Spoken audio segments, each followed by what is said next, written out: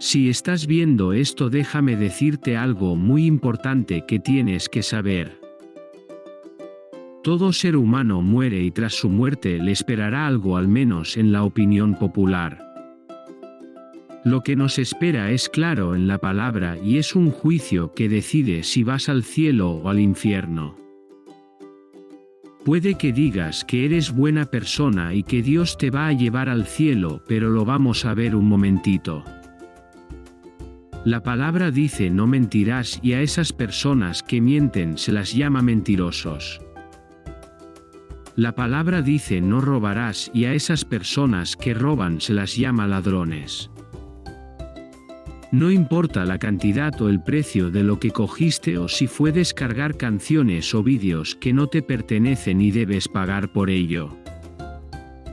La palabra dice que honrarás a tus padres y a esas personas que no lo hacen se las llama desobedientes. Por supuesto, la excepción a esto es que te ordenen hacer algo que vaya contra Dios. La palabra dice no tendrás dioses ajenos delante de mí ni te harás estatuas de nada. En la tierra o debajo de ella o en el cielo ni te postrarás a servirlas o adorarlas. Estas personas que tienen otros dioses o que se hacen estatuas son llamadas idólatras porque Dios no ocupó el primer lugar en su vida.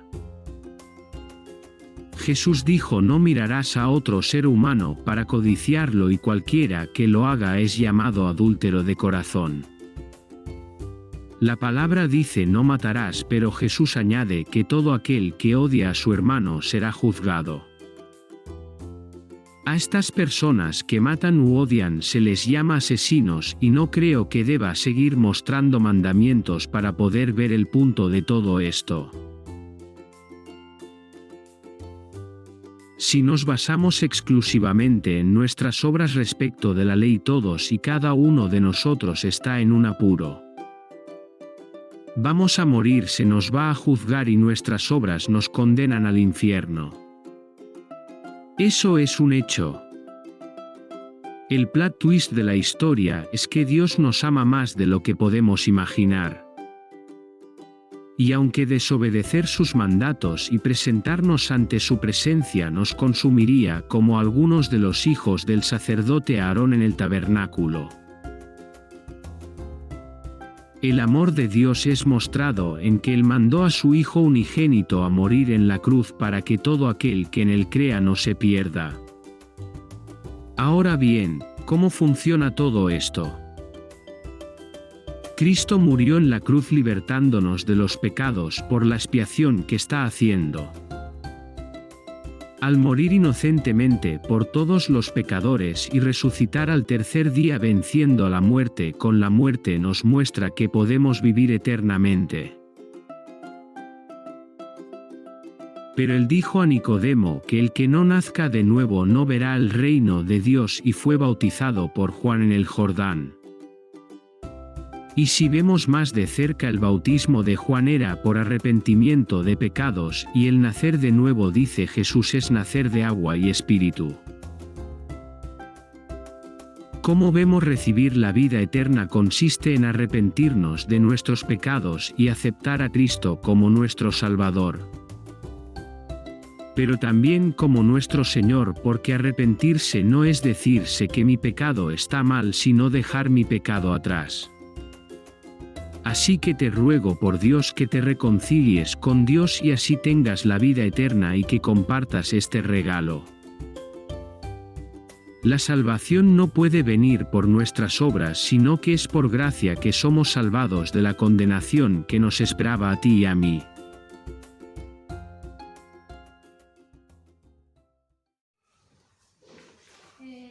Espérate, Santiago. Está antes de Pedro, ¿no? Creo que está. Sí. ¿Por qué versículo vamos? Por el 11. Vamos a ver el 19 y el 21.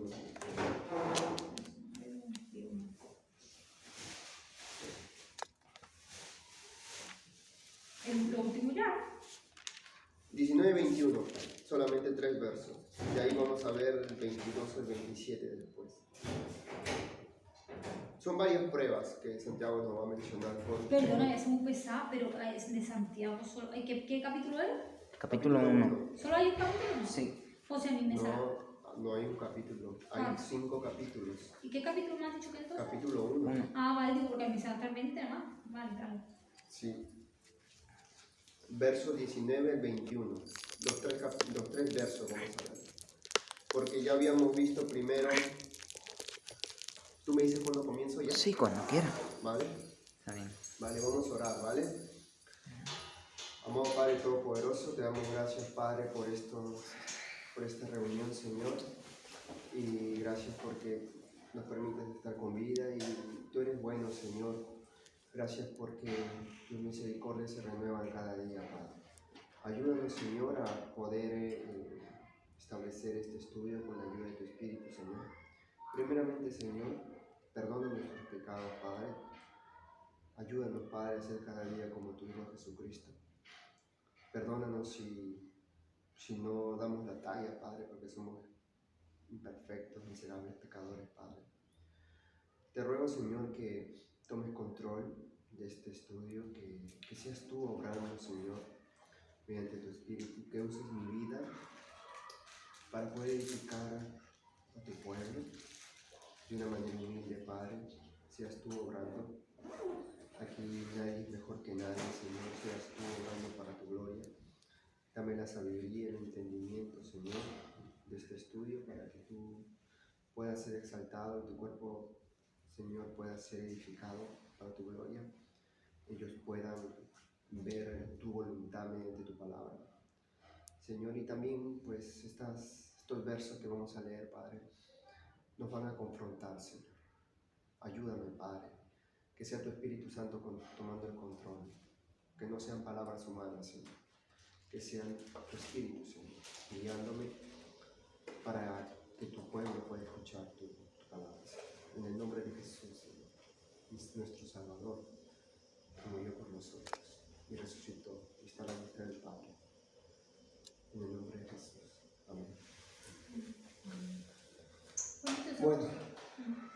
Bueno, hermanos, vamos a estudiar, vamos a seguir con el estudio de Santiago, ¿vale?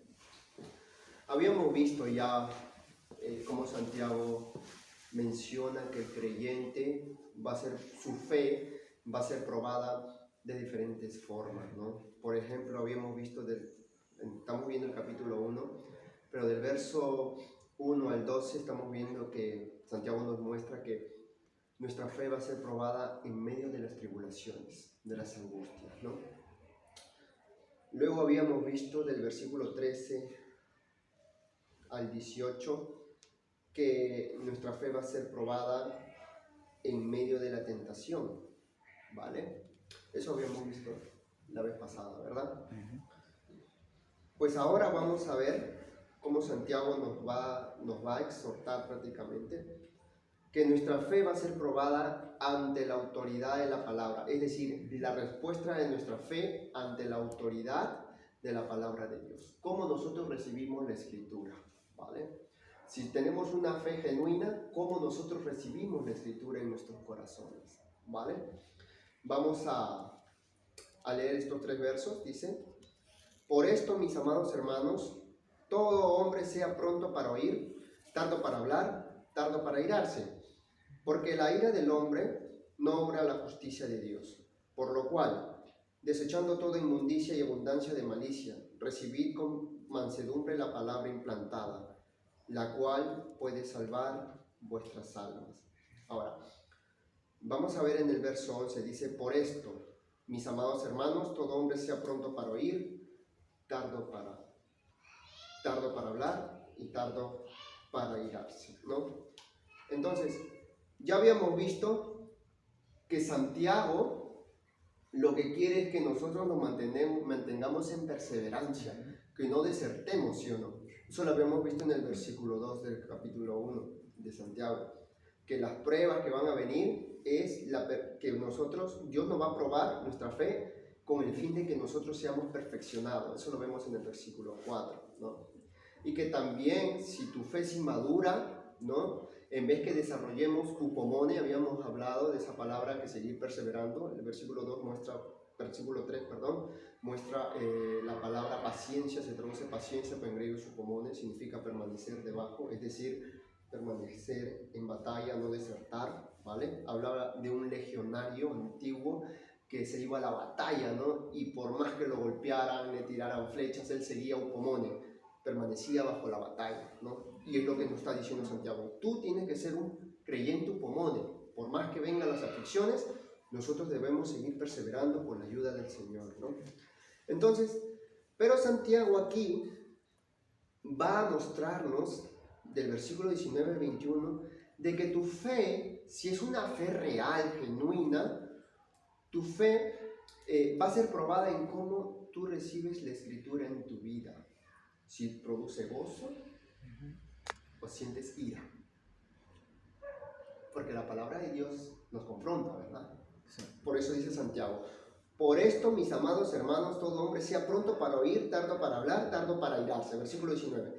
Muchos se equivocan en este texto y lo sacan fuera de contexto, ¿vale? Porque dice: por esto, mis amados hermanos, todo hombre sea pronto para oír. Cuando dice todo hombre sea pronto para oír, algunos lo tergiversan y dicen: bueno, que está hablando de ser empático, ¿no? Que debes saber escuchar a la gente. Por eso dice ser pronto para oír, ¿no? Y tardo para hablar y tardo para airarte. No debes airarte con tu prójimo.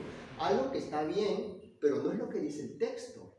Ahí va fundada la palabra, ¿no? Claro. Aquí, ¿cuál es el principio hermenéutico? Contexto, ¿verdad?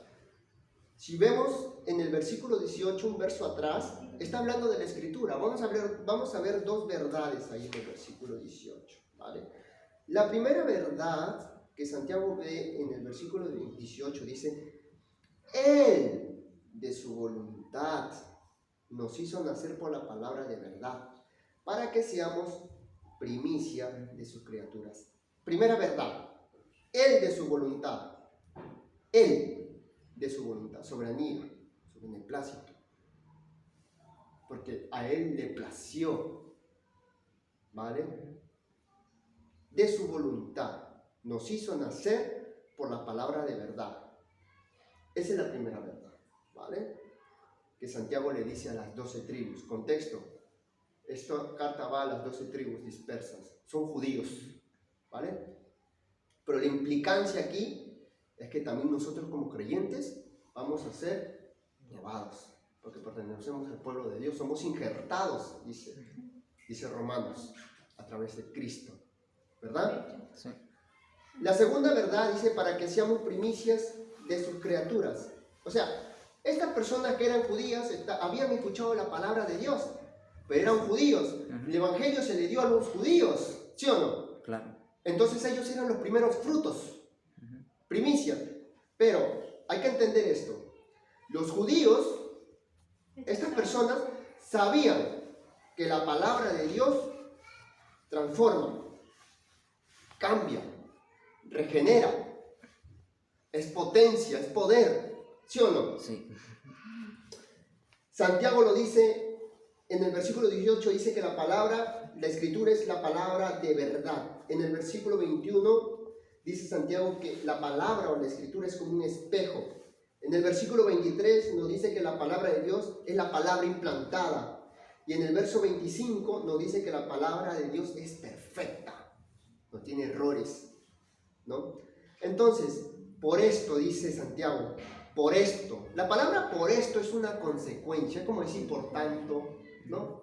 Por lo cual, ¿no? Entonces lo que está hablando, entonces, si nosotros analizamos hermenéuticamente este texto 19, vamos a darnos cuenta que es la Escritura. Por eso Santiago va a dar 3 imperativos, 3 mandatos. Pero vamos a ver algunos textos. ¿Qué es lo que hace la Escritura? ¿Vale? ¿Qué poder tiene la Escritura? En Hebreos 4:12 la palabra de Dios es más cortante que toda espada de 2 filos.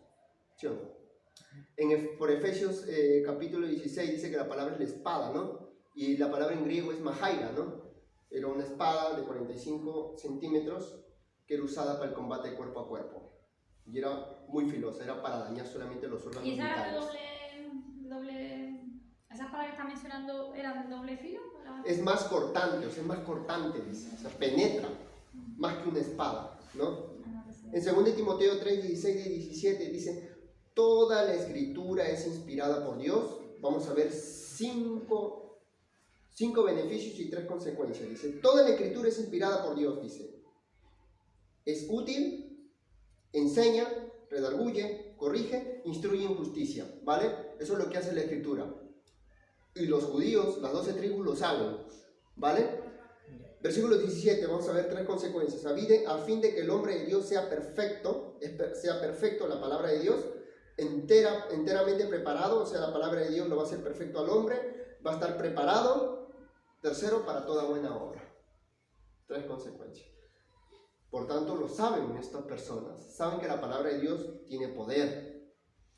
Salmos capítulo 19, verso del 7 al 8, dice, la ley de Jehová, esta es la Torá, está hablando de la escritura, de la Biblia, es perfecta, ¿vale? No le falta nada, tamín en el hebreo, que convierte al alma, nefesh, habla de la persona interna.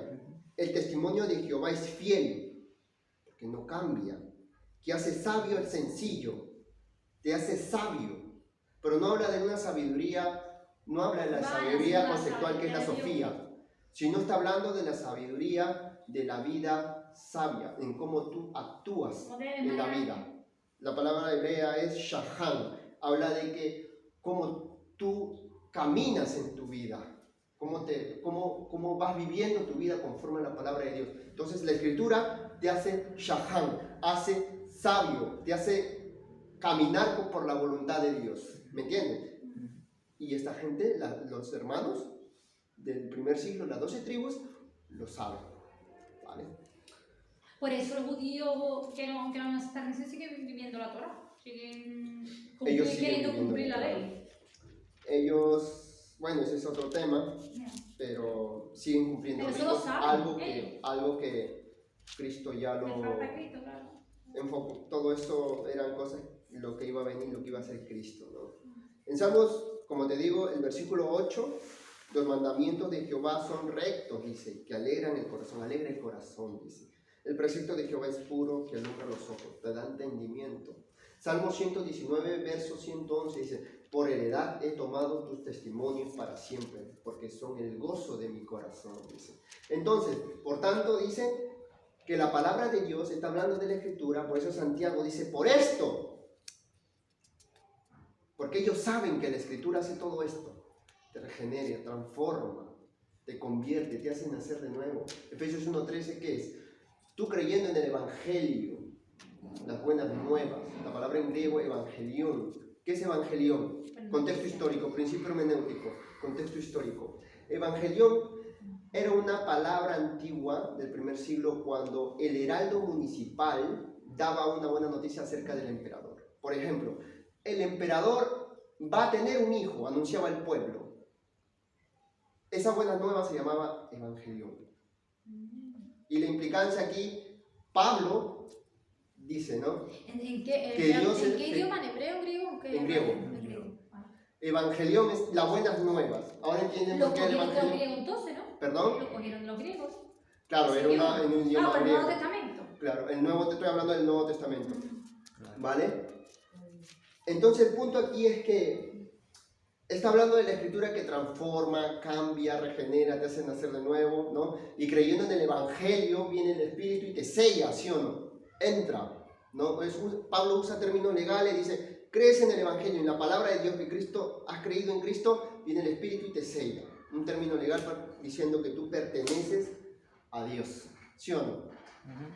Entonces, teniendo todo este contexto, Santiago dice, por esto, mis amados hermanos, consecuencia, por esto, mis amados hermanos, término judío, sabemos que ese término judío, hermanos, se usan entre los judíos, ¿vale?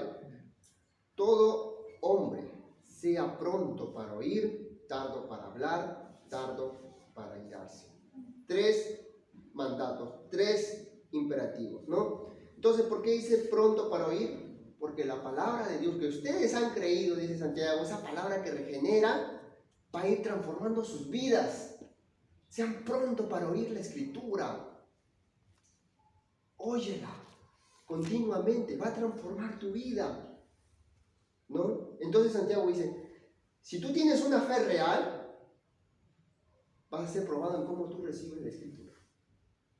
¿Me dejo entender? Sí. ¿Vale? El segundo imperativo es que es tardo para hablar. ¿Por qué? La gente opina muy pronto en todo.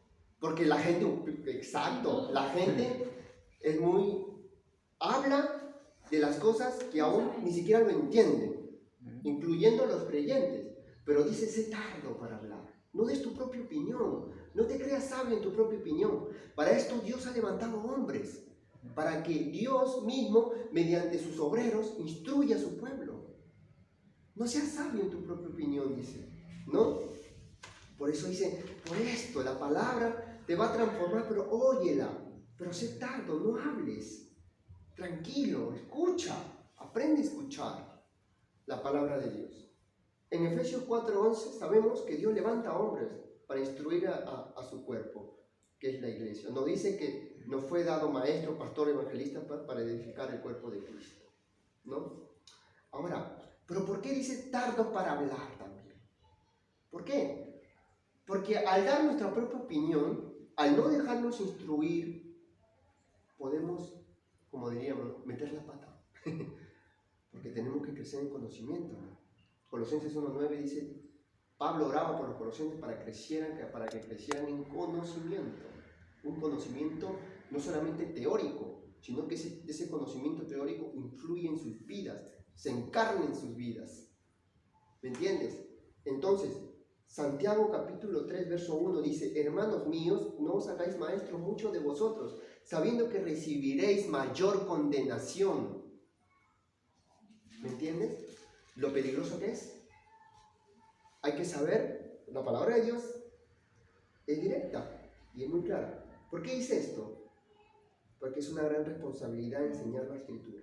Debemos enseñarla con amor, reverencia, disciplina, dedicación, diligente, ¿no? Cautela.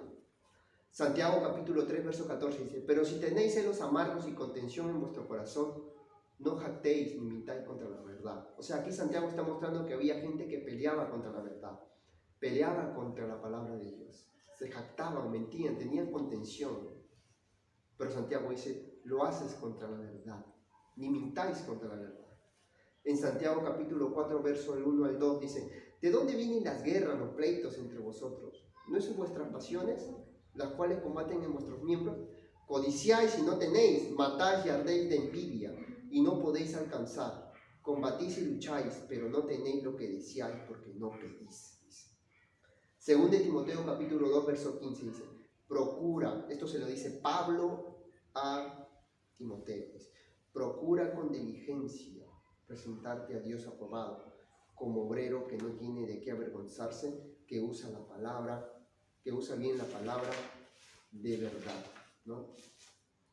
Entonces, dice también que traza la palabra, también, en otras traducciones dice que traza la palabra. Claro, que dirija bien la palabra, enseñe bien con precisión. Yo creo que hay en otra traducción. En 1 Timoteo capítulo 3 dice, no un neófito, esto es hablando Pablo para que elija un obispo, Timoteo, pero tiene que ser un hombre maduro, ¿vale? No un neófito, no sea que envaneciéndose caiga en la condenación del diablo. No, un neófito es un ignorante de la escritura o un maduro, recién convertido, ¿no? Entonces, la Biblia nos dice claramente que antes de hablar, de dar nuestra opinión, escucha. ¿Qué relación tiene entre escuchar, en oír la palabra y ser tardo para hablar? Es que tienes que aprender a oír la escritura, escudriñarla y después habla, porque es peligroso. Dios nos guarde de ello, ¿vale? Y nos instruye, nos capacite, nos haga crecer para poder evangelizar y hablar del Señor con precisión. Y también el tercer imperativo dice, ¿no? Tardo para airarse, dice. Dice, pero si lo sacan de esto de contexto, lo vuelves un pretexto, ¿no? Como diciendo, no, bueno, entonces tienes que ser tardo para airarte, ¿no? Que en verdad también nos vale, pero... No te debes enojar, pero acá está hablando de la Escritura. Claro. Es decir, si sabemos que la palabra de Dios es como un espejo, te muestra que si estás en fornicación, te va a decir, eres un fornicario. Si estás en borracheras, te va a decir que eres un borracho. sea, te lo va a decir en la cara. ¿Me entiendes? Entonces eso es lo que hace, produce ira. ¿Sí o no? Ahora, pero esta palabra en griego, ira, no habla de un sentimiento explosivo, o sea, de reacción, sino habla de un resentimiento interno, que solamente el creyente y Dios sabe. Cuando viene la palabra, y si tú estás en pecado, lo que la Escritura va a hacer es exhortarte. Y si tú estás en pecado, o si tu fe es inmadura y estás en pecado, si tú agachas la cabeza, bien, humilde, y dices, Señor, instrúyame, cámbiame. Pero hay creyentes que no lo hacen. Hay creyentes que explotan por dentro. Aunque los demás no se den cuenta, hay un resentimiento dentro. Orgé en griego, eso es ira. Esa ira está hablando del resentimiento interno ante la palabra de Dios. Pero acá Santiago va a decir que esa ira no es contra su palabra, es contra Dios. Mira, versículo 20 dice, porque la ira del hombre no obra para justicia. Porque la ira del hombre no obra para la justicia. Y Pablo, el apóstol Pablo lo sabía. En Gálatas capítulo 4, verso 16 dice, me he hecho pues vuestro enemigo por deciros la verdad. Es decir, Pablo acá dice, me he hecho enemigo por decirle lo que Dios no le agrada. ¿Me entiendes? Si se aira con la palabra de Dios, no puede obrar la palabra en él. Claro, eso es lo que va a hablar ahorita Santiago. En 1 Corintios capítulo 4, el verso 18 al 21 dice, está hablando a esta iglesia que era la iglesia rebelde, que Pablo siempre le dio dolores de cabeza, por decirlo así. Mas algunos están envanecidos, como si yo nunca hubiese de ir a vosotros. Pero iré pronto a vosotros, si el Señor quiere, y conoceré no las palabras, sino el poder de los que andan envanecidos. Porque el reino de Dios no consiste en palabras, sino en poder. ¿Qué queréis? ¿Iré a vosotros con vara o con amor y espíritu de mansedumbre? Aquí Pablo también enfrenta a hermanos rebeldes que no les gusta que la palabra de Dios los confronte. La palabra de Dios siempre, como es justicia, es pura, en hebreo es saorraf, es decir, es acrisolada, es refinada en sí misma, ¿me entiendes? Y purifica la escoria del pecado, ¿me entiendes? Entonces, Santiago nos dice que para mostrar evidencias que tenemos una fe verdadera, nuestra fe será probada en cómo recibimos la Escritura. Porque si tu fe es real, y sabemos que la palabra fe es pistis, ¿no? Esa firme persuasión, estás persuadido por algo, es decir, por la Escritura, estás convencido, ¿sí o no? Entonces, si tú crees en la Escritura, ¿no? Entonces la Escritura misma te va a confrontar. Si tú dices creer en la Biblia, entonces la Biblia misma te va a decir, si estás en pecado, te va a dar de látigo. ¿Por qué? Si estás en pecado. Pero si estás bien, gloria al Señor. Y para adelante. ¿Sí o no? Sí. Y si estás en pecado, sé humilde, pedir perdón al Señor. Y seguir para adelante. Seguir perseverando. ¿No? Porque la ira del hombre no obra la justicia de Dios, ¿no? Es decir, no logra lo que es bueno ante los ojos de Dios. Entonces la palabra de Dios nos confronta, y si tenemos ira, entonces, porque la palabra de Dios nos exhorta, no es contra su palabra, es contra Dios. Si tenemos orgé, esa ira al confrontarnos con la palabra, la ira no es contra su palabra. Tu ira no es contra su palabra, sino contra Dios. ¿Sí o no? Versículo 21 dice, por lo cual, desechando toda inmundicia y abundancia de malicia, recibiendo con mansedumbre la palabra implantada, la cual puede salvar vuestras almas. O dice, por lo cual, dice. O sea, después de lo que te acabo de decir, dice Santiago, otra consecuencia, desechando toda inmundicia y abundancia de malicia, recibid con mansedumbre la palabra implantada, la cual puede salvar vuestras almas. O sea, después lo que te acabo de decir, dice Santiago, desecha y recibe. ¿Qué va a desechar? La inmundicia y la malicia. O sea, acá hay dos verbos, ¿vale? Desechar y recibir. La palabra desechar precede a recibir, porque no puedes recibir después de desechar, ¿sí o no? Claro. Entonces, la palabra aquí, desechar, en griego es apotitemi, significa poner a un lado, ¿vale? Dice, por lo cual, apotitemi, ponga a un lado la inmundicia y la abundancia de malicia. La palabra inmundicia en griego es la palabra griega ruparia. Vamos a ir al contexto histórico, principio hermenéutico, para profundizar más esta palabra. La palabra ruparia, en el contexto griego, hablaba del cerillo de la oreja, ¿vale? Y sabemos que el cerillo de la oreja, si está bien sucia la oreja, pues no podemos escuchar, ¿sí? La idea aquí habla de los deseos inmorales. Los deseos inmorales, que son esa inmundicia, ¿vale? No te deja escuchar la palabra de Dios. ¿Verdad? Sí. Santiago dice, apotitemi, ponlo a un lado. O sea, ¿sabes qué? Sácalo de tu vida y escucha la palabra. Y la palabra malicia en griego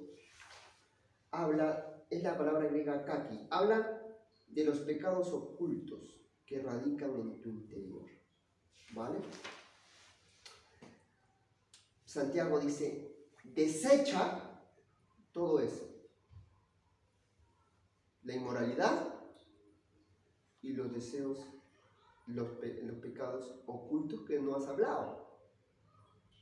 Sácalo y recibe.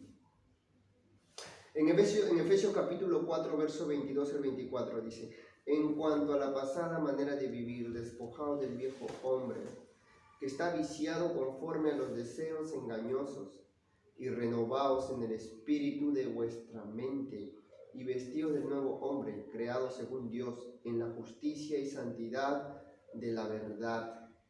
Colosenses capítulo 3, verso 8 al 10 dice, pero ahora, dejad también vosotros todas estas cosas, ira, malicia, blasfemia, palabras deshonestas de vuestra boca. No mintáis los unos a los otros, habiendo despojado del viejo hombre con sus hechos, y revestido del nuevo, el cual conforme a la imagen del que lo creó se va renovando hasta el conocimiento pleno. En Hebreos capítulo 12, verso 1 dice, por tanto, nosotros también teniendo en derredor nuestra tan grande nube de testigos, despojémonos de todo peso y del pecado que nos asedia, y corramos con paciencia la carrera que tenemos por delante. En Hebreos capítulo 12, verso 1 es interesante porque habla del peso y del pecado. La palabra en griego peso es otkos, habla de un tumor. ¿Qué hace un tumor en tu vida? ¿Qué hace? Otkos. Otkos. Quiere decir, ¿qué es lo que hace? Que se refiere a un tumor. ¿Qué hace un tumor en tu vida? No te deja vivir, ¿no?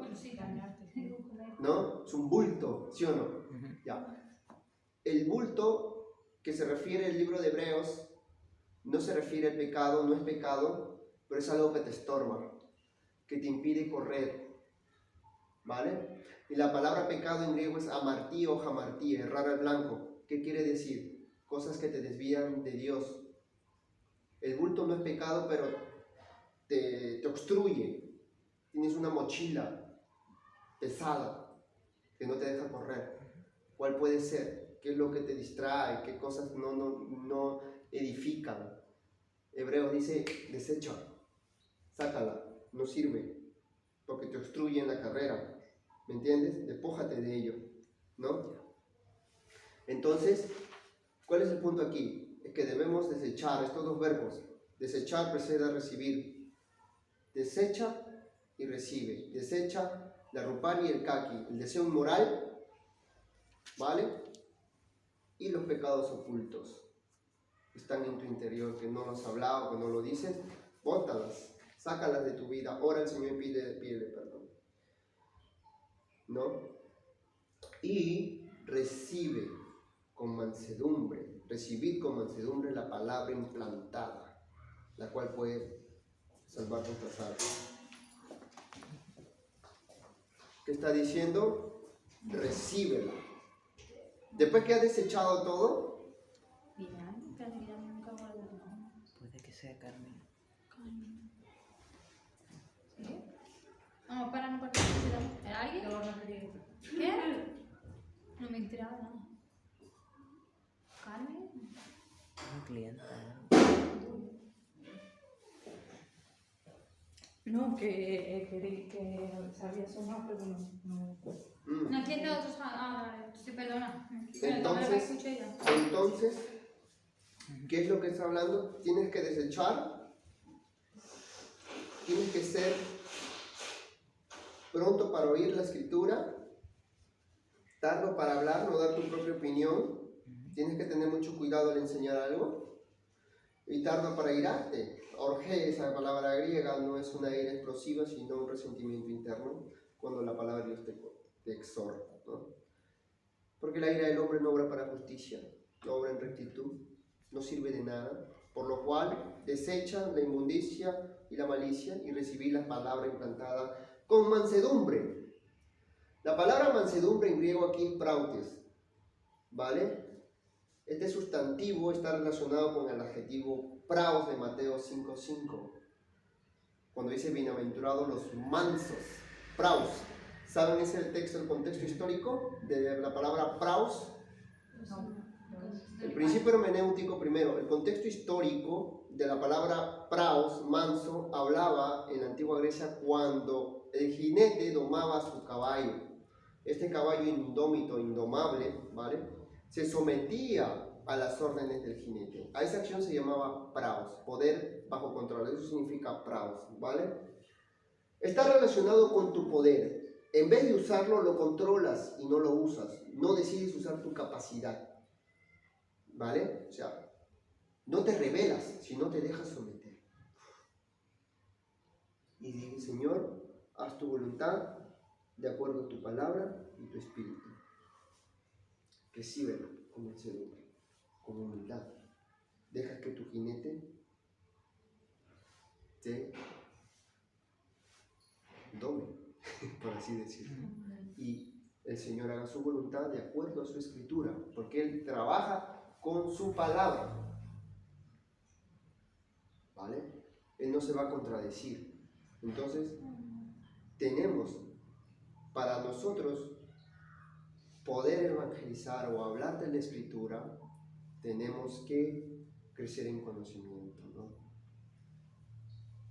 Crecer en conocimiento, para crecer en conocimiento tenemos que crecer en santidad, y al crecer en santidad vamos a aprender la escritura. ¿Me entiendes? En Colosenses capítulo 1 verso 9 dice: por lo cual también nosotros desde el día que lo oímos no cesamos de orar por vosotros y de pedir que sean llenos del conocimiento de su voluntad, de toda sabiduría e inteligencia espiritual. Pablo ora. Esto prácticamente debemos crecer en el conocimiento para que nosotros podamos presentar defensa, dice Pedro, la apología con la escritura. Una pregunta que yo estuve leyendo un poco, así lo tengo en el móvil, pero un poco no todo, sobre los proverbios. No tiene contexto, ¿no? Los proverbios para nosotros directamente. No Claro. tiene un contexto. Son palabras de ánimo, de sabiduría. Pero no tiene contexto, el proverbio no tiene una historia delante. Siempre es bueno leer contexto, no lo saques aislado. No, pero que el libro de proverbio no tiene contexto. Hay frases. Es frase, eso es lo que quiero decir.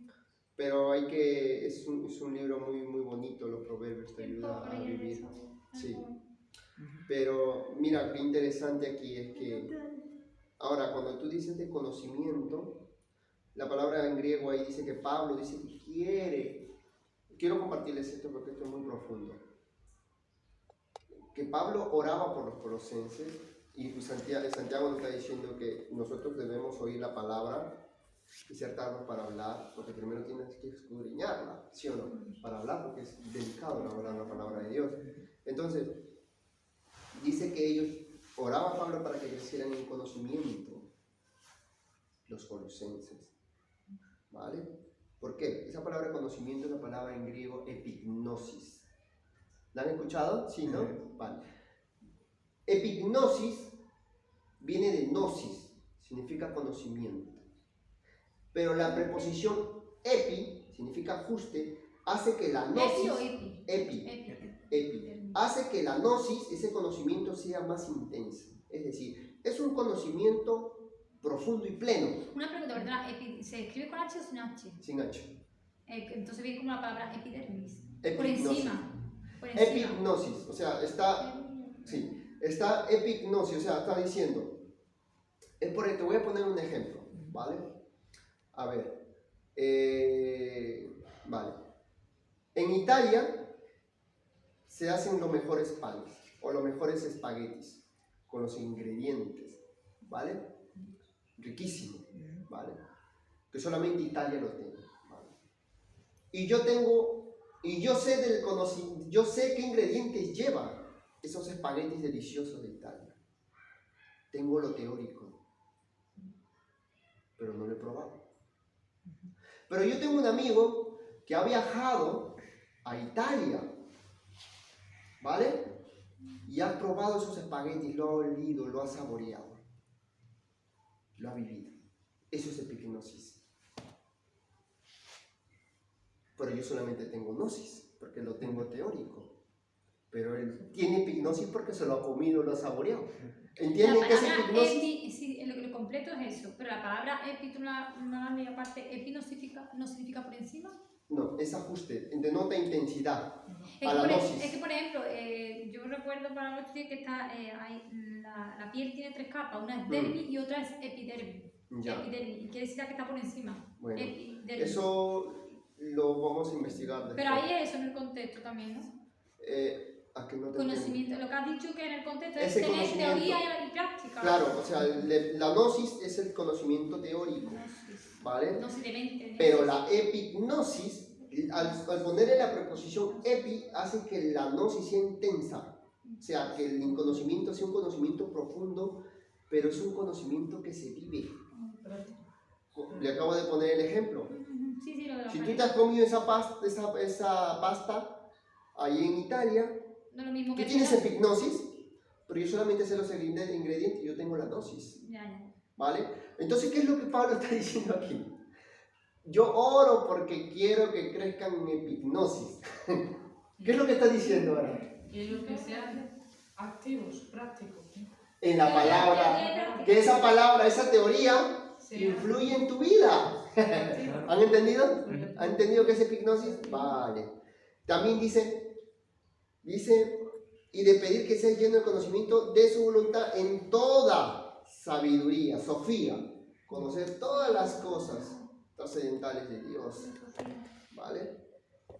E inteligencia espiritual, sunesis, está hablando de entender la Sofía, no pueden separarse, pero te la da Dios, para que tengas una vida práctica en el cristianismo, vivir. Aparte, tienes la teoría, pero eres epignosis. Es curioso porque la palabra filosofía significa amor a la sabiduría. Sí, filo, amor, Y Dios no Sofía. quiere que tengamos filosofía, amor a la sabiduría. Amor por la sabiduría. Quiere que tengamos, o sea, sería como filo es amor, pero lo que te quiero transmitir que se lo he pensado. Filo es el amor que se usa para hermanos, ¿no? ¿Era? Sí, es un Agape amor de condicional. Dios, y filo es el amor de hermano. Es Sí. como que no quiere que tengamos amor a la sabiduría de los hermanos, no sé si me explico. Del hombre, no de Dios. Sí, la Filo es la filosofía palabra- se trata de estudiar lo amor a la sabiduría. el hombre todo. Pero la palabra filo se usa para amor de hermano. Claro, Después es una- eros, ágape. Es amor filo, es el amor condicional. Tú me amas, yo te amo. Pero esa palabra filo era para los hermanos, ¿no? Sí, pero Agape es para Dios es y que eros para lo pareja. que pasa, eso lo muestra Pedro Jesús cuando le dice me amas 3 veces y Pedro le dice no, te fileo, te quiero.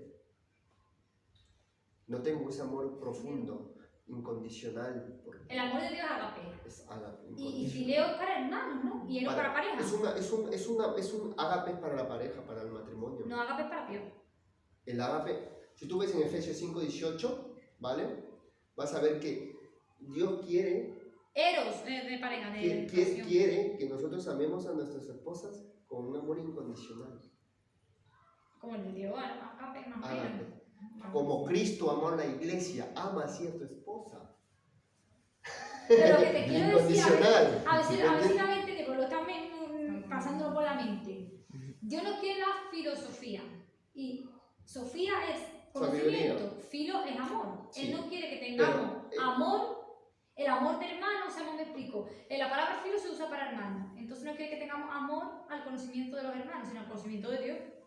Claro, Si un ser humano con una filosofía, tenemos que tener, Filo. por eso tenemos que crecer en conocimiento, pero ese conocimiento tiene que ser para nosotros crecer en santidad. que venga de Dios. Claro, toda la sabiduría que es la Sofía, todo ese conocimiento de la Escritura, tiene que ser para crecer nosotros y también para nuestros hermanos, porque con la Sofía exhortas.